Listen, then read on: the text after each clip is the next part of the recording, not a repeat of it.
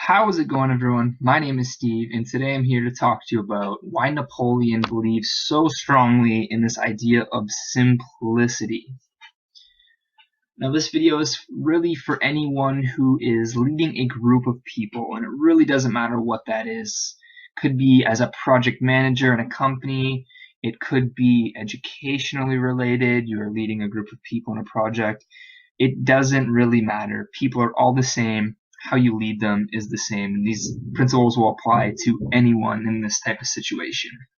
So here we go. There's three topics Napoleon believed that simplicity was key in to achieving success. The first were the objectives that you come up with. The second is how you communicate those objectives through your message. And the third is the process itself, how this objective unravels. So let's dive into the first one here, objectives.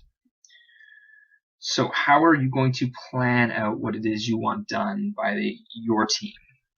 Now, Napoleon has a great quote that says, "From which one might wonder how it is generals make blunders. It is because they try to be clever."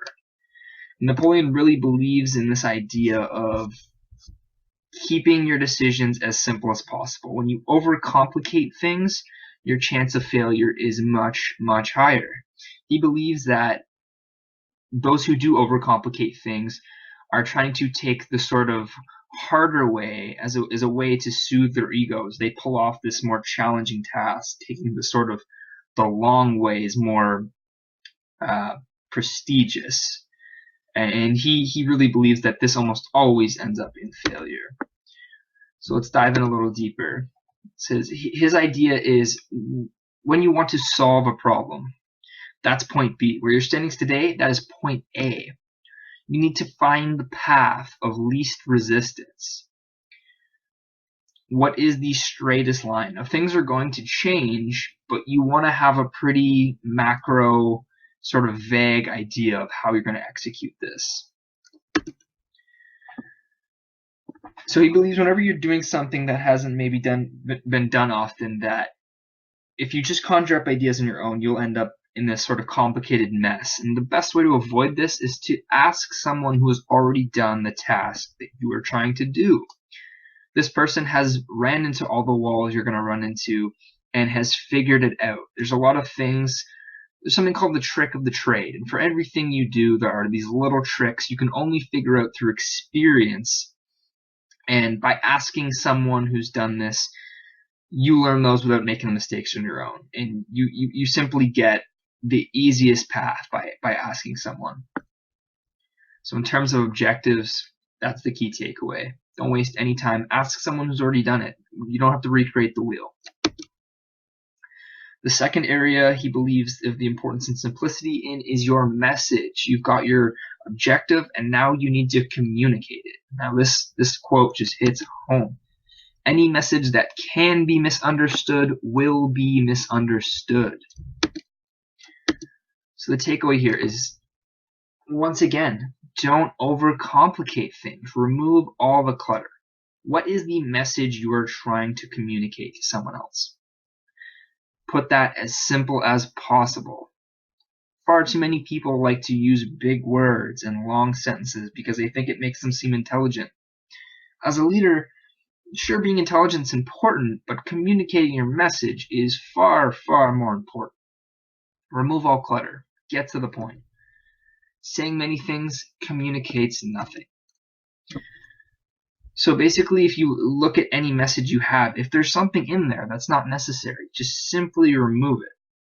Now, he puts emphasis on the fact you don't want to remove everything to the point that your message is vague and people are left filling in the blanks, which will lead to error.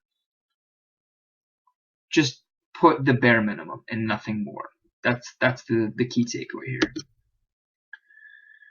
Now you've got your objective. You've communicated it.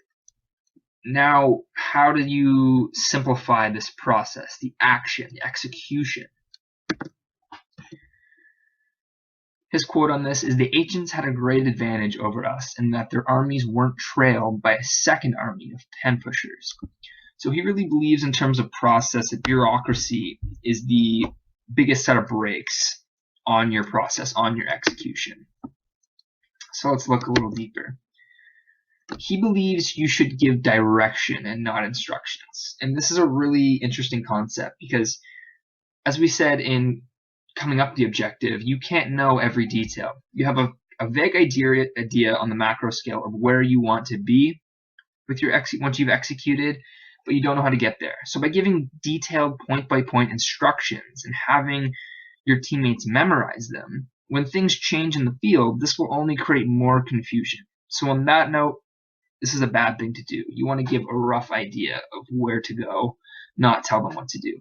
The second reason this is important is because you have a group of teammates who want to feel involved. If you give them a purpose, they will work much harder.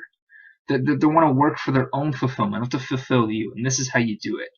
By giving them the direction to go in, they'll come up with the instructions and they will feel empowered and they will produce greater results. Not everything should be dictated by policy. Leave some room for good judgment. Thank you so much for your time and watching my video. This is the first little presentation I put together, so I didn't put a ton of time into it. But if you did enjoy it, you did learn something, be sure to subscribe, like the video, or comment to show me something that I should keep moving forward with these videos. And if that's the case, I will definitely invest more time, make better graphics, better videos, and everything else. But in the meantime, have an awesome night, and thank you again.